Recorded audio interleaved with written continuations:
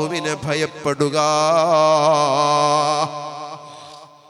നടക്കുന്ന സമയത്തും ചിന്ത വേണം അല്ലാഹ്, ഇരിക്കുന്ന സമയത്തും ചിന്ത വേണം അല്ലാഹ്, നമ്മളൊരു വസ്തുവിനെ തൊടുന്ന സമയത്തും ചിന്ത വേണം അല്ലാഹ്, ഒന്ന് തിന്നുന്ന സമയത്തും ചിന്ത വേണം അല്ലാഹ്.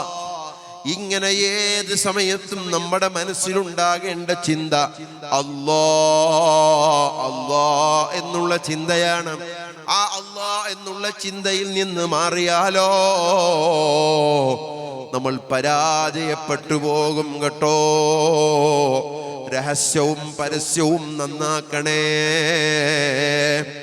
ആരും കാണുന്നില്ല, ആരും അറിയുന്നില്ല. മറ്റൊരുത്തന്റെ പണം നമുക്ക് തട്ടിയെടുക്കാം, അവനെ വഞ്ചിക്കാം. മുതലാളി കാണാതെ അവന്റെ ഡ്രവറിൽ നിന്ന് പൈസ എടുക്കാം.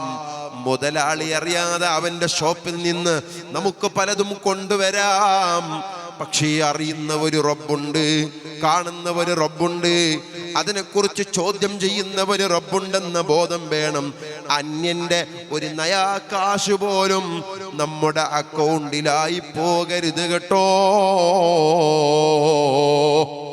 അത് ഹറാമിന്റെ ഭക്ഷണമാണ്. ഹറാമിന്റെ ഭക്ഷണം വയറ്റിലായാൽ അവന്റെ ദുആക്ക് ഇജാബത്തില്ല, അവന്റെ നിസ്കാരം അല്ലാഹു സ്വീകരിക്കൂല, അവന്റെ അമലുകൾ അല്ലാഹു സ്വീകരിക്കൂല.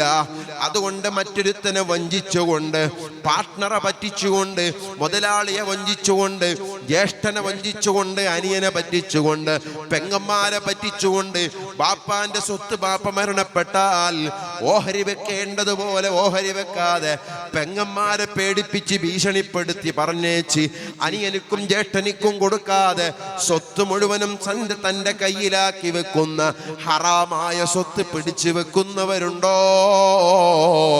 അവന്റെ ദുആ അല്ലാഹു സ്വീകരിക്കൂല, അവന്റെ അമൽ അല്ലാഹു സ്വീകരിക്കൂല. ബഹുമാനപ്പെട്ട ഇബ്രാഹിം ഇബ്നു അദ്ഹം റളിയല്ലാഹു അൻഹു 18 രാജ്യം ഭരിച്ചിരുന്ന ഭരണാധികാരിയാണ്. അവസാനം അല്ലാഹുവിനെ ചിന്തിച്ചുകൊണ്ട് എല്ലാം ഒഴിവാക്കി സുഹുദിലായി അങ്ങ് അതാ കാട്ടിൽ ചെന്നുപോയി ജീവിക്കാൻ തുടങ്ങി. തറക്തുൽ ഖൽഖ തുറം ഫീ റിളാഖ വഅയ്തംതുൽ ഇയാല ലികൈ അറാക എന്നും പറഞ്ഞുകൊണ്ട് മഹാനവറുകൾ കൊട്ടാരത്തിന്റെ പടിയിറങ്ങുന്നു. ഞാനിതാ എൻ്റെ അധികാരങ്ങളും എൻ്റെ കൊട്ടാരങ്ങളും എൻ്റെ പരിവാരങ്ങളും എൻ്റെ സ്വത്തുക്കളും മുഴുവനും ഞാനിതാ വലിച്ചെറിയുന്നു. ഞാൻ അല്ലാഹുവിനെ കാണാൻ വേണ്ടി തറക്തുൽ ഖൽഖ തുറം ഫീ റിളാക, റബ്ബേ നിന്റെ പൊരുത്തത്തിന് വേണ്ടിയാണ്. വഅയ്തുംതുൽ ഇയാല ലികൈ അറാക, നിന്നെ കാണാൻ വേണ്ടി ഞാനിതാ എൻ്റെ കുടുംബങ്ങളെ, എൻ്റെ സ്വത്തുക്കളെ, എൻ്റെ അധികാരങ്ങളെ, എൻ്റെ പരിവാരങ്ങളെ മുഴുവനും ഞാൻ ഒഴിവാക്കി വരുന്നു. ആ ഇബ്രാഹിം അദ്ഹം റളിയല്ലാഹു അൻഹു കാട്ടിൽ ചെന്ന് ഇബാദത്തിലായി ജീവിച്ചു. അങ്ങനെ അതാ സുഹുദിലായി ജീവിച്ചു. മഹാനവറുകൾ ഒരു ദിവസം അതാ ബൈത്തുൽ മുഖദ്ദസിലേക്ക് ചെന്നു. ആ ബൈത്തുൽ മുഖദ്ദസിൽ രാത്രി സമയത്ത് അവിടെ മുഴുവനും വാതിലടച്ച് ഒരു മനുഷ്യന്മാരും അതിന്റെ ഉള്ളിൽ നിൽക്കുന്നില്ല. മലക്കുകൾക്കും ജിന്നുകൾക്കും ഇബാദത്ത് ചെയ്യാൻ വേണ്ടി രാത്രി സമയം ബൈത്തുൽ മുഖദ്ദസ് അടച്ചു വെക്കുകയാണ്. ഇബ്രാഹിം അദ്ഹം റളിയല്ലാഹു അൻഹു ഒരു ദിവസം അവിടെ കയറിക്കൂടി. ആ പള്ളിയുടെ ഉള്ളിൽ നിന്നു അതാ അവിടുത്തെ കാവൽക്കാരൻ വാതിൽ പൂട്ടിയിട്ട് പുറത്തേക്ക് പോയി.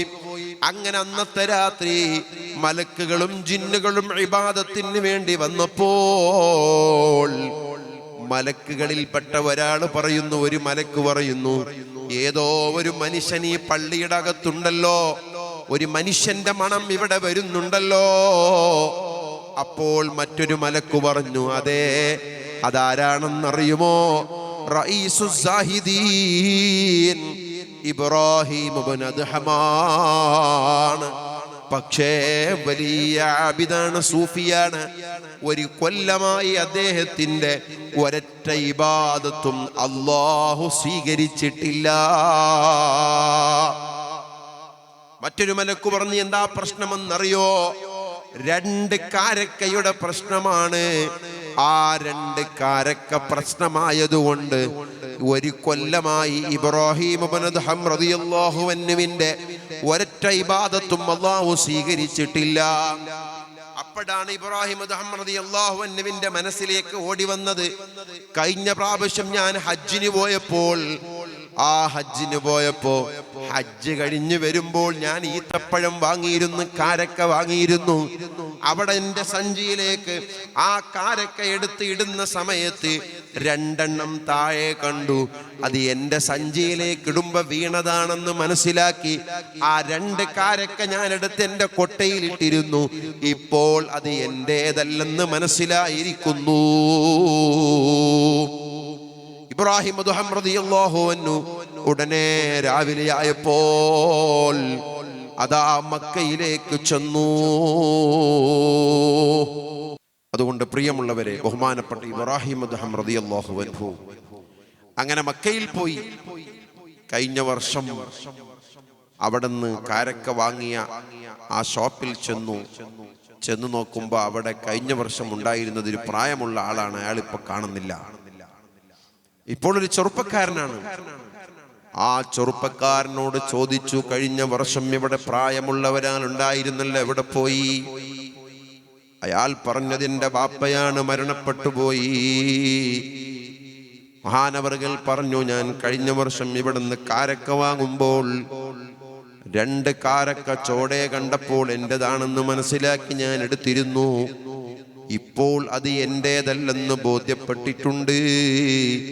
അതുകൊണ്ട് എനിക്കൊന്ന് പൊരുത്തപ്പെട്ടു തരുമോ? ആ ചെറുപ്പക്കാരൻ പറഞ്ഞു, ആ രണ്ട് കാരക്കയിൽ എൻ്റെ അവകാശമുണ്ട്, എൻ്റെ ഉമ്മയുടെ അവകാശമുണ്ട്, എൻ്റെ സഹോദരിയുടെ അവകാശമുണ്ട്. എൻ്റെ ഓഹരി ഞാനങ്ങ് പൊരുത്തപ്പെട്ടു. ഉമ്മയെ കണ്ടു, അതും പൊരുത്തപ്പെടിച്ചു. പെങ്ങളെ കണ്ടു, അതും പൊരുത്തപ്പെടിച്ചു. ഇബ്രാഹിം ഇബ്നു അദ്ഹം റളിയല്ലാഹു അൻഹു ബൈത്തുൽ മുഖദ്ദസിലേക്ക് വന്നു. രാത്രി സമയത്ത് അവിടെ നിന്നു. മലക്കുകൾ വരുന്നു. ആ മലക്കുകൾ സംസാരിക്കുന്നു. ആരാണ് ഇവിടെയുള്ളത്? ഇബ്രാഹിം ഇബ്നു അദ്ഹമല്ലേ? ഒരു വർഷക്കാലം രണ്ട് കാരക്കയുടെ പ്രശ്നം കൊണ്ട് ഇബാദത്ത് സ്വീകരിക്കപ്പെടാത്തയാളാണ്. ഇപ്പോൾ അത് പൊരുത്തപ്പെടിച്ചപ്പോൾ സ്വീകരിച്ചു പോയി. ഓ മുഅ്മിനീങ്ങളെ, ഉമ്മമാരെ, രണ്ട് കാരക്ക കാരണം ഒരു വർഷക്കാലം എനിക്ക് അവകാശപ്പെടാത്ത രണ്ട് കാരക്ക എൻ്റെ ഭക്ഷണത്തിൽ പെട്ടതുകൊണ്ട് അല്ലാഹു ഒരു കൊല്ലക്കാലം ഇബ്രാഹിം ഇബ്നു അദ്ഹം റളിയല്ലാഹു അൻഹുവിന്റെ ഇബാദത്തുകൾ സ്വീകരിച്ചിട്ടില്ല. നബി സല്ലല്ലാഹു അലൈഹി വസല്ലം തങ്ങൾ പറയുന്നു, എത്രയെത്ര ആളുകളാണ് രണ്ട് കൈയും കണ്ണും മേൽപോട്ടേക്ക് ഉയർത്തിയിട്ട് യാ റബ്ബ് യാ റബ്ബ് യാ റബ്ബ് എന്ന് ദുആ ചെയ്യുകയാണ്. എവിടെന്നാണ് അവർക്ക് ഉത്തരം കിട്ടുന്നത്?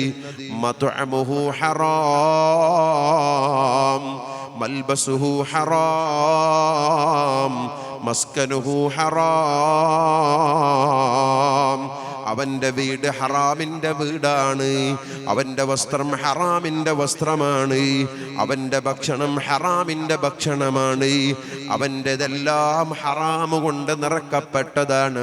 ഈ ഹറാമ് കൊണ്ട് നിറക്കപ്പെട്ടവൻ അവന്റെ ശരീരവും മാംസവും മജ്ജയും വസ്ത്രവും ഭക്ഷണവും എല്ലാം ഹറാമ് കൊണ്ടായാൽ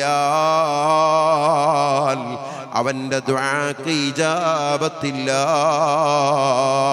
അവന്റെ ദുആ അല്ലാഹു സ്വീകരിക്കൂല. വഅന്നാ യുസ്തജാബു ലഹു, എവിടെന്നാണ് അവനിക്ക് ഉത്തരം കിട്ടുന്നത് എന്ന് നബി സല്ലല്ലാഹു അലൈഹി വസല്ലം തങ്ങൾ ചോദിക്കുകയാണ്. അതുകൊണ്ട് മുഅ്മിനീങ്ങളെ, നബി സല്ലല്ലാഹു അലൈഹി വസല്ലം തങ്ങൾ പറയുന്നു, അമറനി റബ്ബി ബിതിസ്ഇൻ, എൻ്റെ റബ്ബ് എന്നോട് പറഞ്ഞ 9 ഉപദേശങ്ങളുണ്ട്.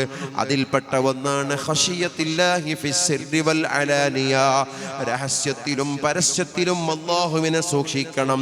അല്ലാഹുവിനെ ഭയപ്പെട്ടുകൊണ്ടുള്ള ജീവിതം വേണം കേട്ടോ.